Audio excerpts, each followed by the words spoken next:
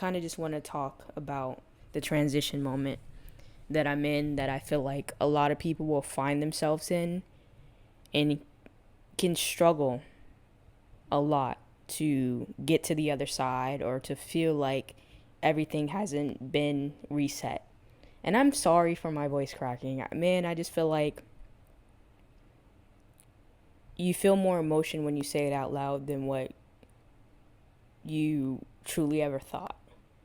And all I can ask for is, through me talking, sharing with people, is for people to be inspired to not feel alone. And I hope it helps. That's it. Just to hold your hand. Hold your hand. I actually have the tattoo on the side of my ribs that says, "We are all just souls walking each other home." And I can only hope through my vulnerability, through my cracked voices, people will be able to feel that and see that this is what I truly am trying to embody. But back to the transition point. I'm at a new beginning, and in this headspace, you will go through battles with understanding who you are, most importantly. You can take away all the physical world status of where you are, what job you have, whatever the case may be. You're going to keep coming back to, who am I? And a lot of us think that who we are is defined by a job, by who your family members are, who you know, your money. But can you answer the question without saying any of that? For instance, my name is Taylor. I was given this name. I've been a server for most of my life, and that's the occupation I've held. I'm starting a podcast. I talk on a podcast. I do readings. I'm starting an LLC, but none of that is me. None of that is me at true essence. I feel as though a lot of us can get lost in that.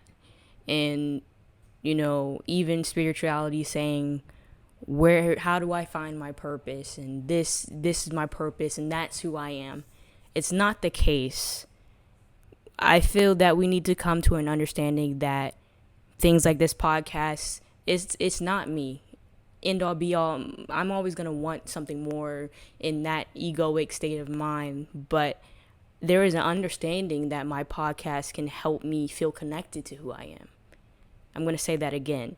My purpose and what I do and what brings joy, as in my podcast, is not who I am, but it can help me feel connected to who I am. It's something within inside of us that we really have to take away all the distractions and sit with and feel the presence of me.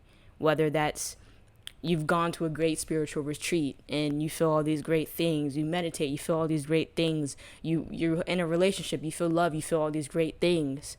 Understanding that it's only you giving you that experience.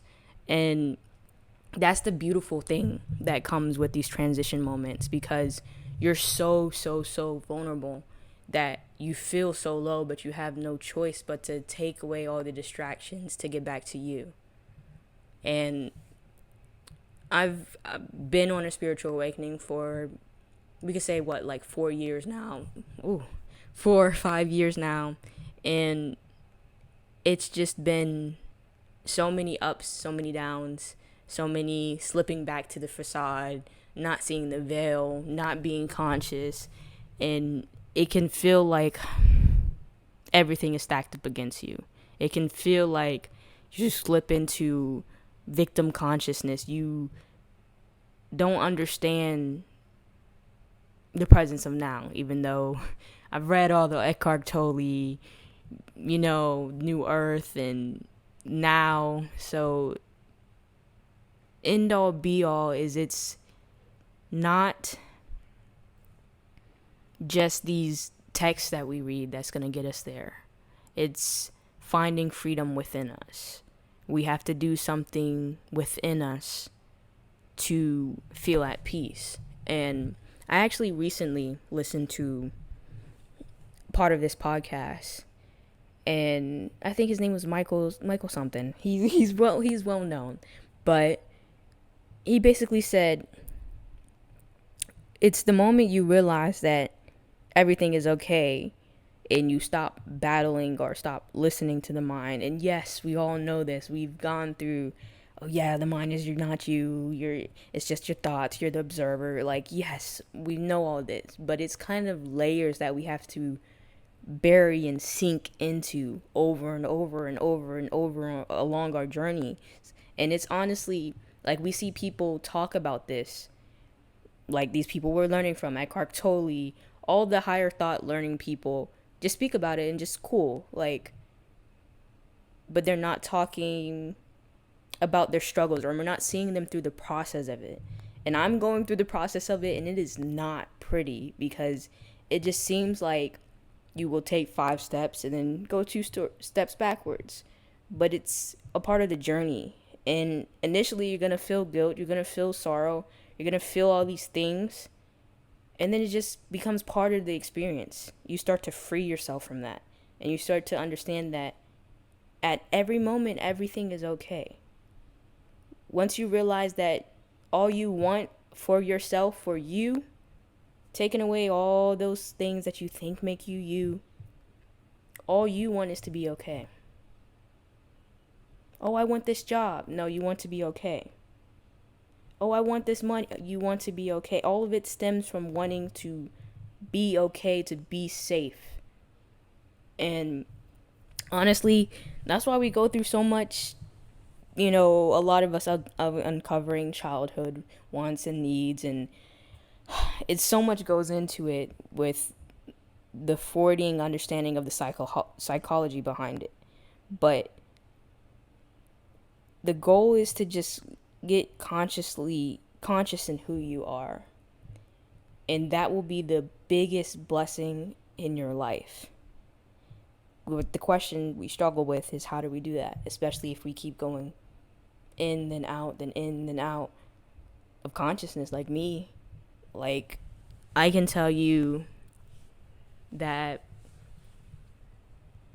I started my spiritual awakening, and I would say for the first year and a half, 2 years, I was deeply in it, learning everything from astrology to chakras to crystals to I just absorbed. And then there came a point where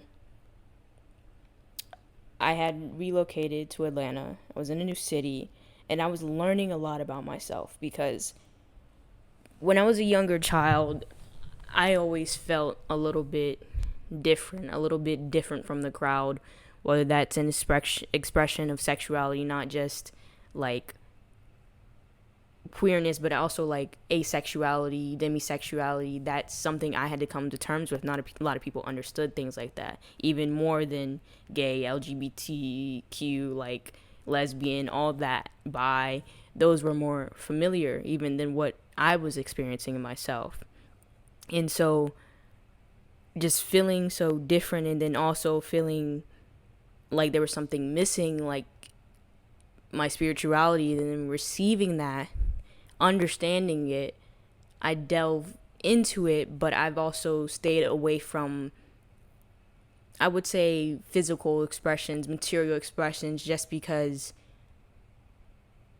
I seen how I grew up and everybody around me was deeply in this stuff, and I just couldn't understand the fondness of it. Whether it was the newest shoes, the newest kicks, newest clothes, like I just didn't understand. Like I had no fascination with that. Same thing, like I said, with relations to other people. I just had no fascinations in anything material. And it took me a while, and it still takes me a while to process that. But when I got to Atlanta, I was doing a lot of things that I felt I needed to do.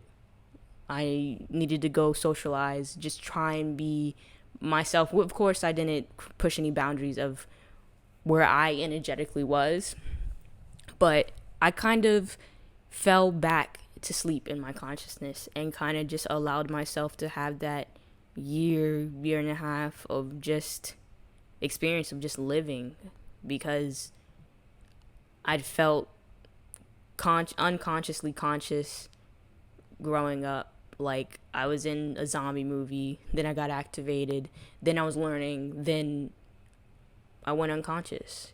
And now I'm in that transition moment, like I said, where I'm getting reactivated, and I feel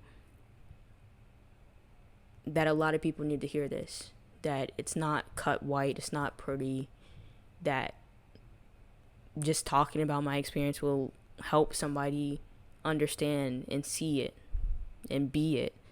Because all we can do is just be the biggest, highest expression of ourselves at all moment by being fully transparent, fully vulnerable, and that's how we'll continue to grow and evolve for each other. I just wish everybody the best in that, and transition moments will bring you so low that you thought everything you went through before was worthless, and you will continue to sink back. And that comes the work of really understanding who you are, and then understanding what makes me feel like more of me, which is this podcast, which is getting into my gifts and healing and becoming more family oriented. I've had a broken family for literally all my life.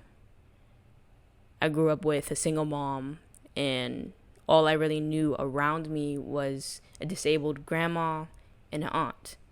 That was my immediate family for literally up until I was 18. My father was in my life a little bit, but not really. Same thing with his whole side of the family. And then my other siblings, we've been split apart my whole lives. But I've kind of gotten to this moment where I'm transitioning a lot. And it's kind of so vulnerable.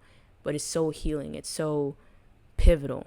Because I'm transitioning not just one, but so many parts of my life. In my relationship to money, my relationship to parents, had a disastrous relationship with really both. Had a terrible relationship with all siblings, but all of them are on the mend. So it's about keeping going. I'm going to get there. And you have to really fight with yourself and your habits. And okay, yeah, we got through that phase of understanding I have this trauma because X, Y, and Z. But it goes deeper than that. It goes way, way, way deeper than that. Because at the end of the day, you will have to start fixing yourself. You have to do it yourself. No one's going to do it for you. You can forever sit in the fear or the situation that was done to you, and you can forever let that define you. Because I swear I see it all around me all the time. I wish I could help my mother see that you need to free yourself from this. I wish I could help other people see that, but you can't. All you have to do is do it for you first. And those habits that you created, you have to start breaking them. You have to start implementing new ones of the highest person of yourself that you can envision. What does that look like? That's what's going to pull you through a transition moment.